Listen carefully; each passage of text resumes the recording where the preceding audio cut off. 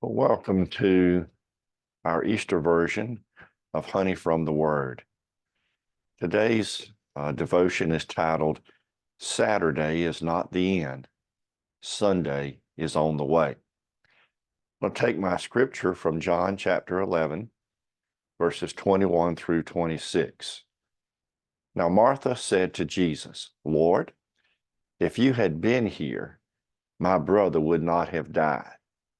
But even now I know that whatever you ask of God, God will give you. Jesus said to her, Your brother will rise again. Martha said to him, I know not. I know that he will rise again in the resurrection at the last day. And Jesus said to her, I am the resurrection and the life. He who believes in me, though he may die, he shall live. And whoever lives and believes in me shall never die. Do you believe this? Saturday can be quite an in-between day for people as they live their lives. It's the day between the end of the 5-day working week and Sunday, excuse me, the real day off. It's often the day for errands to be done and for catching up on everything that wasn't done through the week. So it can, for many, become quite a tiresome and down day. What was Saturday like for the disciples after Jesus died? Can you imagine a darker day than those disciples had that horrible week?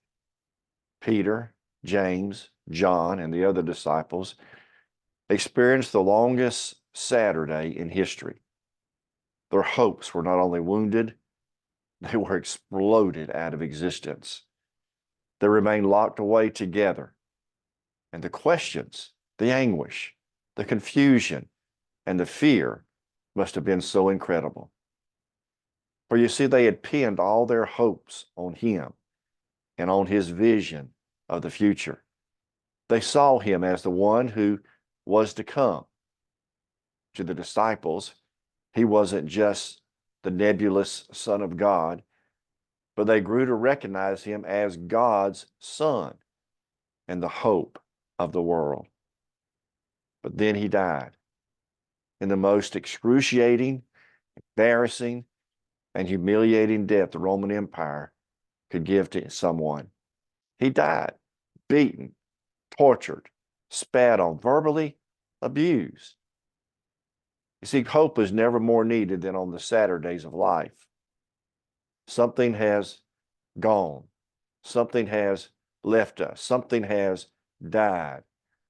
Saturday is that day for many that everything fell apart. That day when nothing seemed to go right. You see, we've all had those days, haven't we? We've all had those days when we aren't sure we can go forward because everything we've tried has just blown up and sifted down around us in bits of black powder. As far as they knew, all the hope of all humanity lay dead in that tomb. I mean, dead is dead, after all. And that's the end. Dead stays dead as far as they knew. So where to now? So let's get back to the text that we read just a few minutes ago. Martha and Mary were having a bad Saturday. Their world had fallen apart when their brother Lazarus had died. It was a bleak time in their lives. Martha was in incredible grief, and Jesus walked right into that grief. He walked right into the conflict that was going on inside of her. Her question was simply, why? Why, Lord? Why had he not come earlier? Why had he waited so long? Surely he could have saved her brother. After all, he had raised Jairus' daughter, and he had healed Peter's mother-in-law, who was near to death. If there was any present hope in sight, she could not imagine it, and she could not see it. She was having a dark Saturday. To Martha's dilemma, Jesus brought hope in the form of 5 short words. Your brother will rise again, in verse 23. He didn't say how. He didn't say why.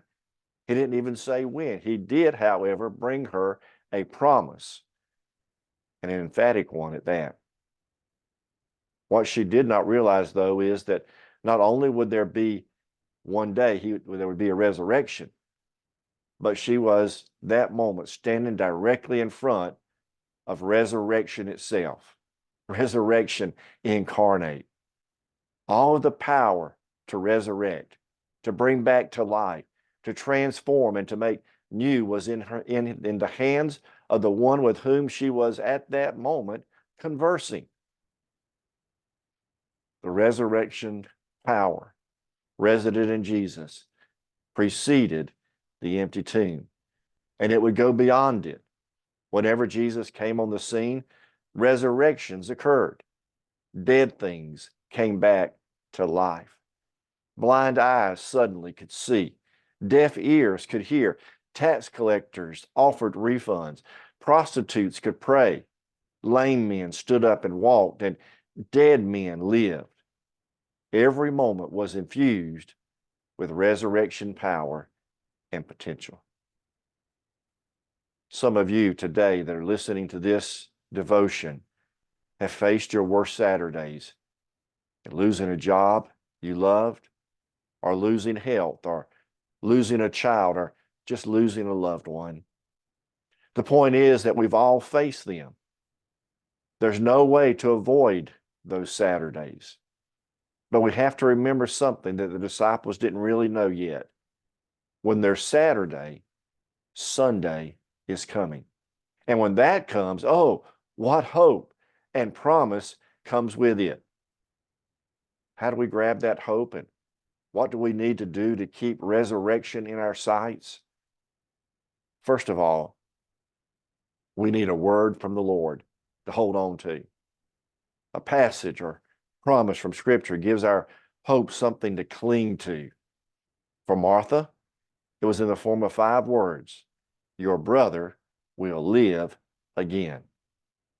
We have to remember that the cross was not the final chapter. After all, the cross is not the end.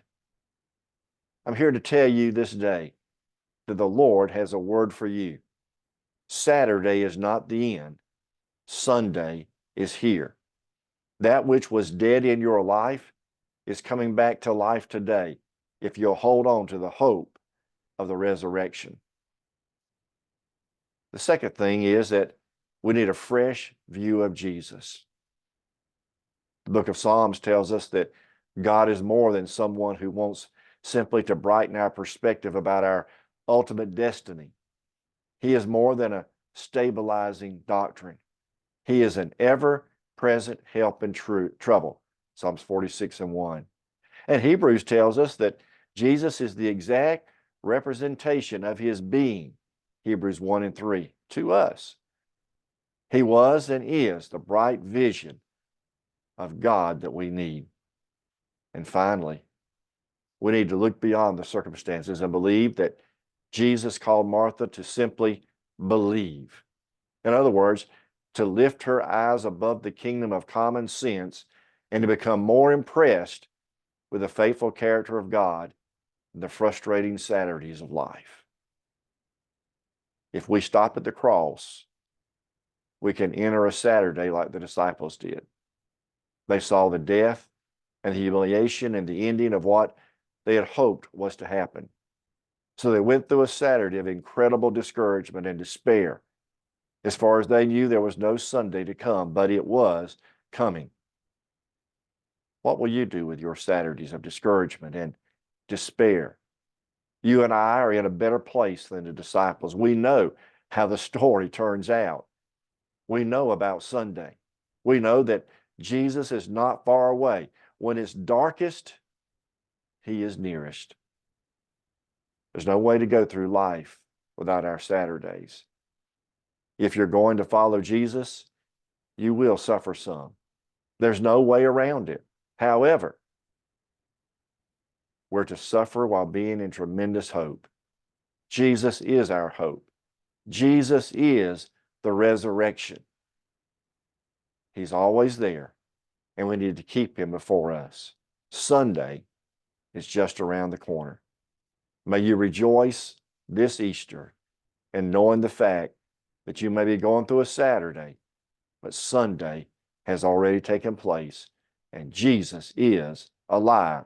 He has risen from the grave.